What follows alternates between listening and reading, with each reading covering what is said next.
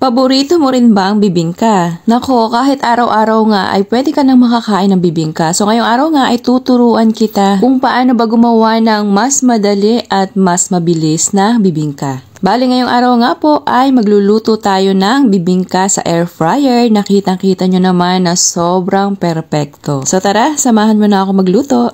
So ngayong araw nga po ay gumamit po ako dito ng 1 pack ng bibingka mix. Mas maganda po itong premix na. So ayan, naglagay na lamang po ako dito ng 1/2 cup na sugar at konting asin. Haluin, then set aside po muna. Tapos sa isa pong tasa ay doon naman po natin paghahaluin yung ating mga wet mixture.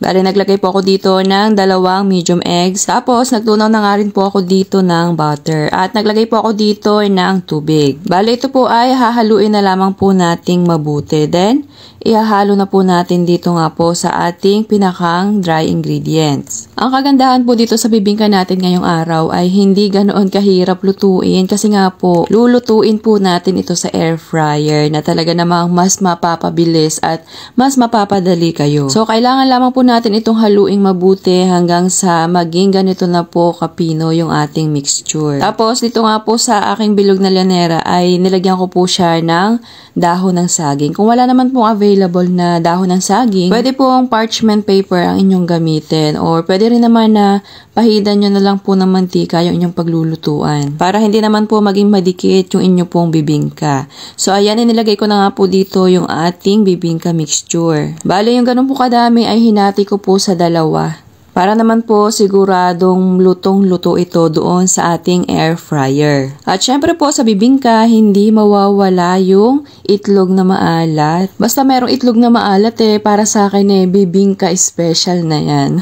So ayan, natin na yung isasalang dito sa atin nga pong air fryer. At atin po itong lulutuin sa loob ng 20 minutes sa 200 degrees Celsius. Napakabilis lamang po nito at talaga namang walang kahirap-hirap. So ayan, after 20 minutes meron ka ng perpektong bibingka. Diba, kitang-kita nyo naman kung gaano kaganda yung pagkakaluto nitong ating bibingka sa air fryer. Hindi na natin kailangan magpatong pa nung pinakang sapin na may baga. Diba ganun yung nakasanayang pagluluto ng bibingka. Basta may air fryer ka nga, pwedeng-pwede ka na magluto nito araw-araw.